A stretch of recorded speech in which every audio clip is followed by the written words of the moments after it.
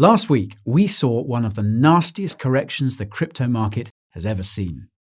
Most cryptocurrencies dropped in price by double-digit percentages, with few exceptions. This is because when Bitcoin crashes, it takes the rest of the market down with it. However, there was one cryptocurrency that stood as an outlier and actually surpassed its previous all-time high while the rest of the market continued to fall. I am, of course, speaking about Cardano's native coin, ADA. ADA has been rallying since the start of the year, and it seems that not even Bitcoin can stop its upward trajectory. Now, given how rare it is for an established cryptocurrency to move so significantly against the rest of the market, many are wondering what is behind ADA's incredible price action. Today, I intend to find a definitive answer to this question and explain why I think ADA is just getting started.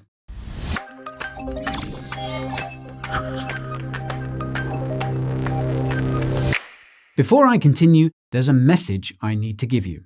In fact, it's written on this hoodie. Yep, that's right, I am a crypto guy, not a financial dude. Nothing in this video is financial or investment advice. Please consult your financial advisor before swimming in these crypto waters. You should also know that I hold ADA as part of my cryptocurrency portfolio.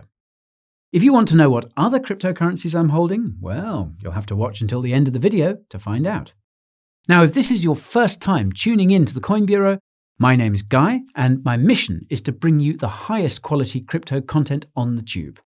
Crypto news, crypto reviews, market insights, and other crypto delights are abundant on this channel.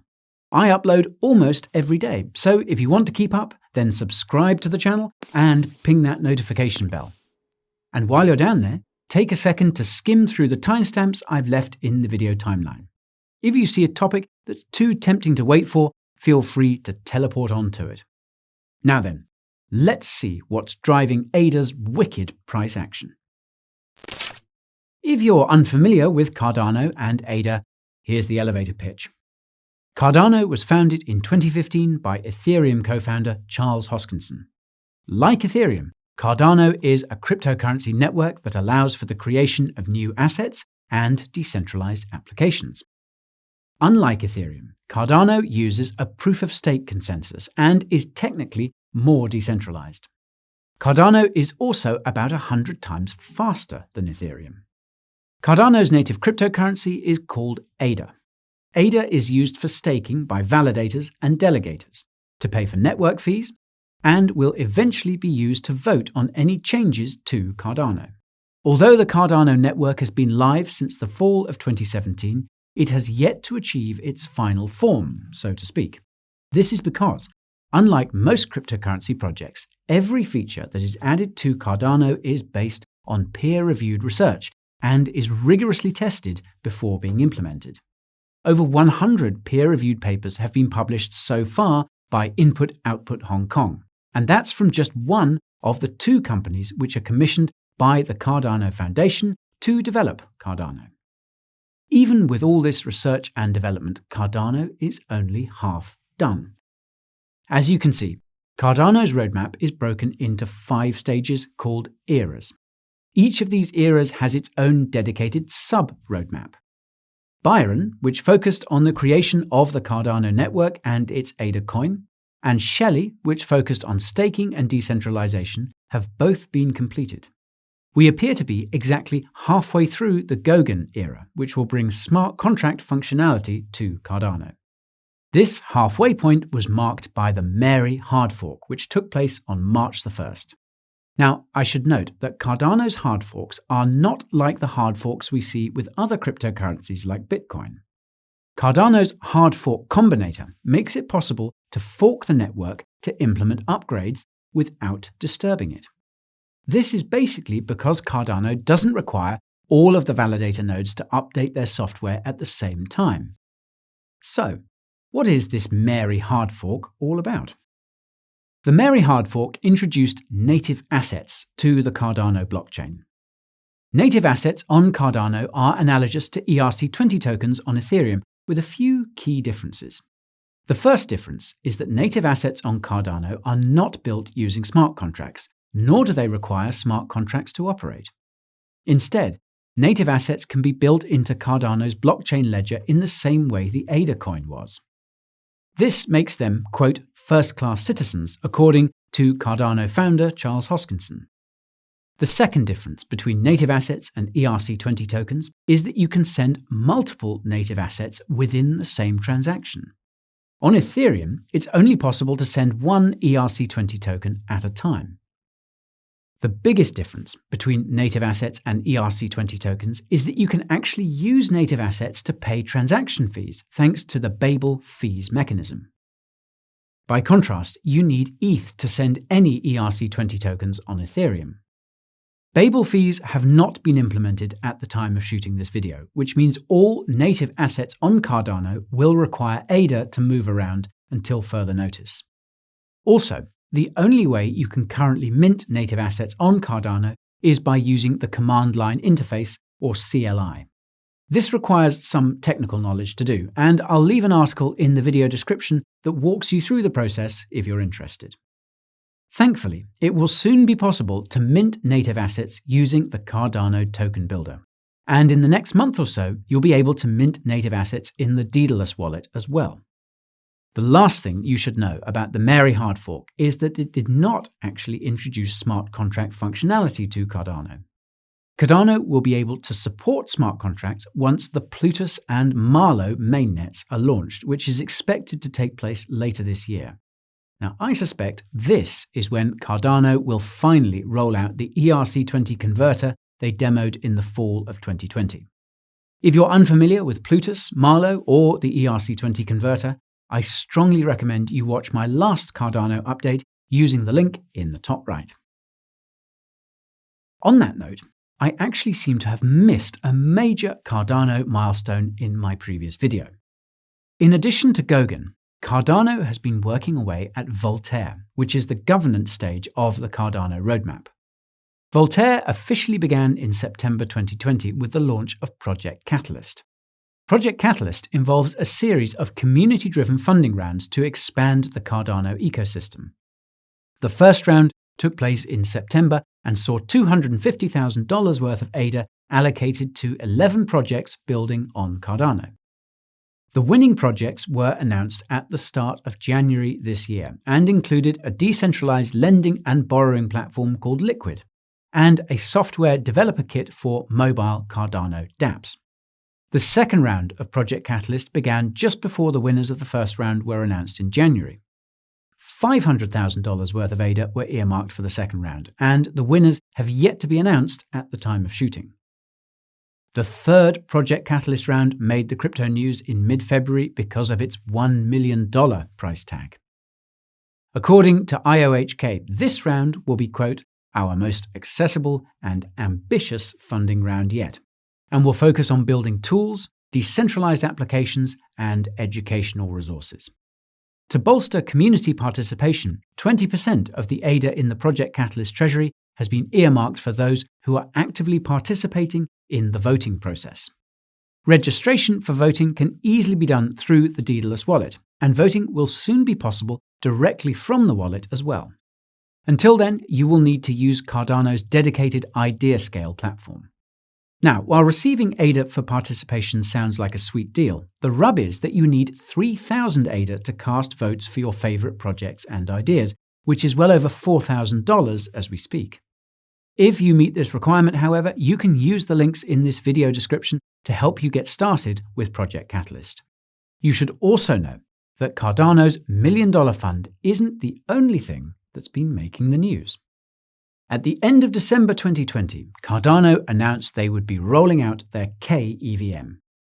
Short for K Ethereum Virtual Machine, the KEVM platform makes it possible for Ethereum developers to write Cardano smart contracts using Solidity, Ethereum's smart contract coding language.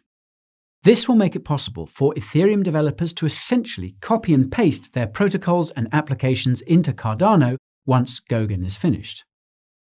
Not 1 week before that, Cardano revealed that they had partnered with Wolfram Blockchain Labs to build oracles for Cardano. For those who don't know, Wolfram Research is a software company that provides data solutions to tech giants like Google and Apple. This partnership has led many to believe that Cardano will not be relying on oracles like Chainlink or the Band protocol, which is an interesting move to say the least. In January this year, it was reported that the social media buzz around Cardano had hit all-time highs. In early February, it was revealed that Grayscale had formed LLCs for a slew of new cryptocurrency trusts, including a cryptocurrency trust for Cardano. Then, about a week later, Gene Simmons, the bass guitarist and co-lead singer of rock band Kiss, announced that he had dropped $300,000 into ADA, noting that its low price tag relative to Bitcoin made it, quote, affordable to almost anyone. This comment leads me to believe that Gene doesn't know much about tokenomics. But if you're watching Gene, make sure to click the link in the top right to learn all about them. Not 10 days later, a crypto fund in Dubai announced that they would be dumping their Bitcoin to invest in Cardano and Polkadot. While I don't agree with their assertion that Bitcoin is, quote, actually pretty useless, besides its utility as a store of value, Cardano and Polkadot do in fact have more room for growth in this bull run from a numbers standpoint. Around this time, Venus Protocol on the Binance Smart Chain added ADA as an asset that can be used as collateral to issue the VI stablecoin. Amidst all this news, Cardano founder Charles Hoskinson was churning out videos on his channel like a madman. And funnily enough, when Decrypt asked Charles why ADA has been pumping so hard, he said, quote, if I knew why the prices behave the way they do, then I'd be a trader, not a builder. Well, I'm certainly not a builder, so I hope you don't mind me popping open the charts on ADA and giving you my 2 cents as to what's going on here. ADA has seen a 7x increase in price since the start of the year, which is damn impressive for an altcoin with such a large market cap. Now, while I'm sure a lot of this price action is due to the combined effects of all the positive news that's come out about Cardano in the last few months, there seems to be one additional variable at play here. I couldn't help but notice that one of ADA's highest volume trading pairs is against the Turkish lira on the BTC Turk Pro exchange. Turkey just so happens to be one of the countries with the highest levels of cryptocurrency adoption. This is due to the insane inflation of the Turkish lira, which lost nearly 40% of its value in 2020 and continues to fall. The interesting thing about ADA is that it is a high-volume cryptocurrency with a low price tag and low transaction fees. This would make ADA an ideal candidate for a fiat alternative in a place like Turkey. Here's the real kicker. The BTC Turk exchange added support for ADA in November 2020, which is around the time ADA's price started to gain momentum. Cardano has also been working very closely with various governments in Africa. According to CryptoSlate, Cardano is on the verge of securing a contract with the government of Ethiopia. Although the details of this contract have yet to be disclosed, Charles Hoskinson's comments in October 2020 lead me to believe it will be related to voting. I imagine that there are many people who have known about this upcoming partnership since the fall and have likely been hodling their ADA since that time. I also wouldn't be surprised if some investors in the region scooped up a few ADA as well. ADA's price action in USD only tells us half the story, however. When it comes to analyzing an altcoin, its price action against Bitcoin and Ethereum often give a better indication of the significance of any dollar gains or losses. As you can see here, ADA has made some pretty significant gains against ETH, but is still only about halfway from its previous all-time high. ADA's strength against Ethereum also seems to have dropped a bit over the last few days. Similarly, ADA is nowhere near its all-time high against Bitcoin. This makes sense when you consider that Bitcoin has more than doubled in price compared to its previous all-time high, whereas Cardano only recently surpassed its previous all-time high. If you're wondering how high ADA can go, the short answer is that it depends on Bitcoin and Ethereum. This is because there are literally no other cryptocurrencies left for ADA to overtake. Now, I love Cardano, but I don't think it will be bigger than Bitcoin anytime soon. I also don't think Cardano is going to be bigger than Ethereum during this bull market. Before you object, allow me to explain. From where I'm standing, the only thing that's holding Ethereum back is its high gas fees. Low network fees are the only selling point for competitors like the Binance Smart Chain, which has seen incredible growth over the last few months. It looks like this competition has put the heat on Ethereum developers, who will be implementing a native scaling solution in March. Coinbase will be the first exchange to support this scaling solution, and they surely won't be the last. EIP 1559 could also come as early as June. This will introduce a fee-burning structure to the Ethereum network, which could quickly turn Ethereum into a deflationary asset. Something tells me that we won't be seeing smart contracts on Cardano before these changes to Ethereum are made. These Ethereum upgrades could also take the wind out of all the potential Ethereum killers, which include Cardano and Polkadot. That said, I still think ADA has a lot of room to grow for the same reason. Cardano has only just begun to unlock its true potential, and the dozens of developments and partnerships that it has yet to unveil could easily pump another 3 to 5x into ADA's price before this bull market concludes. If you plan on selling ADA, well, you can watch my video about how to tell when to sell your altcoins. Hit that link in the top right to open that baby up. Cardano is easily one of the best projects in the cryptocurrency space. A large part of this is due to its academic approach to development, which is finally starting to be put into practice. Cardano native assets have laid the foundation for its upcoming smart contract functionality, and I imagine we're going to see all sorts of tokens and NFTs springing up in the coming weeks. However, I think Cardano has made a trade-off here. While it's true that not having to rely on smart contracts makes native assets more independent and efficient than ERC20 tokens, the absence of a smart contract in that equation means whoever mints those assets has total control over the circulating supply. In fact, Cardano's documentation seems to suggest that the creator of any given native asset can mint an additional supply, conduct burns on an existing supply, and even freeze assets in whatever wallets they desire. This amount of centralization may be convenient for governments and corporations, but I think many in the cryptocurrency space will take issue with this if it turns out to be the case. I also wonder what effect Babel fees will have on ADA. If any native asset can be used to pay transaction fees on Cardano, this reduces the demand for ADA, which could have a negative impact on price. Conversely, many of the projects being funded by Project Catalyst will likely introduce new dimensions of demand for ADA. I, for one, am quite happy that they've put together this community initiative, because when I last covered Cardano, there was only one DeFi project building on its blockchain. This relative lack of project engagement is another reason why I think Cardano won't be bigger than Ethereum this time around. However, Gene Simmons definitely has a point when he says that Cardano's low price tag makes it an attractive investment to crypto newbies. Even though it goes against tokenomic logic, I think it's another reason why ADA has pumped so much. It also helps that Cardano has been making some serious headway in regions like Africa. Many have talked that talk, but Cardano seems to be the only crypto project walking the walk. Cardano still has a lot left on its roadmap, and I can't wait to cover the project again once we see smart contracts go live. If you enjoyed today's video, be a dear and destroy that like button. Make sure you stay in the loop by subscribing to the channel and pinging that notification bell if you haven't already.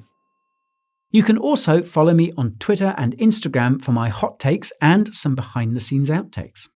If you're actively trading crypto, be sure to join my Coin Bureau Insider Telegram channel, where I share my daily insights about the crypto market and mention any gems that come across my radar. If you want to see which crypto gems I'm holding, well, you'll have to subscribe to my weekly newsletter. It's jam-packed with all the resources you need to make this crypto market your steed. If the bull market has been good to you so far, well, consider supporting the channel by buying some official Coin Bureau merch on the official Coin Bureau merch store. Links to my socials, Telegram channel, and merch store are all in the description. That's it for today, crypto fam. Stay safe, stay sane, and stay crypto.